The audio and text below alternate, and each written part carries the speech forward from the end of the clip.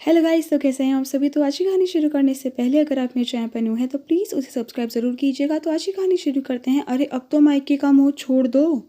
जा तो रही हो 10 साल बाद, पर याद रखना अब वह तुम्हारे भाई भाभी का घर है, मेरे पति ने मुझसे कहा। तो मैंने कहा, पर उस घर में यादें तो मेरी माँ बाबूजी की भी हैं।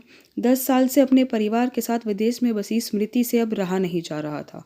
उसे अपने देश, अपने घर की बहुत याद आ रही थी। जड़ें तो वहीं थी, कोई अंतर नहीं था आज मुझ में और एक बच्ची में। खुशी के मारे आंसू निकल आए थे। घर जाकर सबको सरप्राइज कर दूंगी।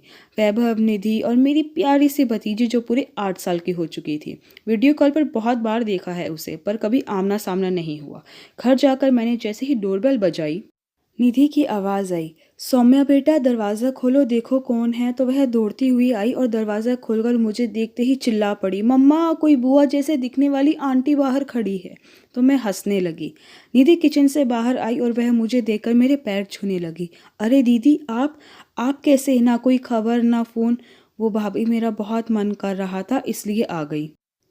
आपको सरप्राइज़ देना चाहती थी। इतने में सौम्या माँ के आंचल के पीछे से निकल आती और कहती है, आप मेरी असली वाली लंदन वाली बुआ हो। तो मैं हंस पड़ी और कहा, हाँ मैं ही हूँ तुम्हारी लंदन वाली बुआ। तो वह भागकर मेरे गले लग जाती है। शाम को ऑफिस से वैभव आता है तो उसके दोनों हाथों में खूब सारा सामान होता है और अंदर आते ही, दीदी दीदी कहाँ हो आप? अरे निधि देखो, यह सामान प्लेटों में डाल लाओ। तो मैंने कहा, अरे वैभव क्या ले आया तू ये सब? अरे दीदी, नुक्कड़ वाले के गोलगप्पे, टिक्की, दही बल्ला, गुलाब जामुन, समोसे। अरे भाई, क्या सारा बाजार ही उठा लाया आज तू?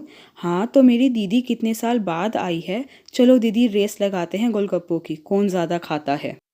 निधि तुम भी आ जाओ। तो इतने में सौम्या बोली, पापा मैं भी। हाँ बेटा तुम भी। तो मैंने कहा, भाई अब मैं इतना तीखा नहीं खाती। तो वैभव ने कहा, अरे दीदी शुरू तो करो।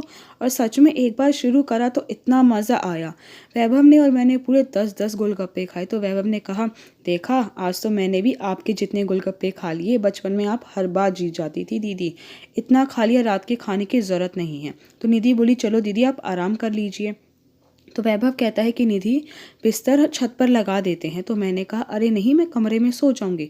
नहीं दीदी, कमरे में तो हर रोज़ सोते हैं, आज छत पर सोएंगे जैसे बचपन में सोते थे। ठीक है भाई, जैसे तुम लोगों की मर्ज़ी। पर छत पर जाने से पहले मैं जो तुम सब लोगों के लिए तोहफे लाई हूँ पहले वह तो दे दूँ। मैं निधि के लिए एक पर्स और कुछ मेकअप का सामान, भाई के लिए परफ्यूम एंड वॉच एंड भतीजी के लिए कुछ कपड़े और कुछ खिलौने लाई थी, जिसे देखकर सब बहुत खुश हुए। और वैभव कहने लगा कि दीदी इन सब की क्या ज़रूरत थी। तो मैंने कहा, बड़ी बहन हूँ तुम्हारी, हक है ये मेरा।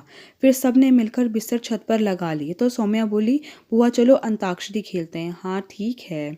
छत पर चारों तरफ गमले लगे हुए थे, कुछ तो माँ पापा के हाथों के लगाए हुए थे। तो मैं बोली, वैभव यह गमले अभी तक संभाले हुए हैं? हाँ दीदी, उन्हें देखकर ऐसा लगता है जैसे उनका आशीर्वाद हमारे साथ है। और ये टमाटर का पौधा जो आपने लगाया था, देखो तो कितना बड़ा हो गया, खूब टमाटर आते हैं इस पर। मिट्टी की भीनी भीनी खुशबू चारों तरफ फैली हुई थी, जैसे माँ पापा हमें देखकर खुश हो रहे हों। सच, एक हफ्ता कैसे बीत गया पता ही नहीं चला। जब मैंने बताया कि कल की मेरी वापसी की टिकट है तो निधि बोली, दीदी इतनी जल्दी, इतने सालों में तो आई हो। बुआ रुक जाओ ना। सौम्या भी मुझसे चिपक गई। तो मैंने कहा, भाभी जल्दी आऊँगी। तो वैभव मेरे लिए साड़ी, इनके लिए घड़ी, बच्चों के लिए गिफ्ट लाया। तो मैंने कहा, भाई मैं तो तुझसे बड़ी हूँ, इतना खर्चा क्यों किया? तो निधि बोली, दीदी यह तो आपका मायका है और मायके से बेटियाँ खाली हाथ नहीं जाती। सच, भाभी ने इन दिनों एक बार भी माँ की कमी महसूस नहीं होने दी। भगवान जैसे मेरा मायका बना रहा, सबका बना रहे, क्योंकि बेटियों के लिए मायका उनके दिल के बहुत करीब होता है।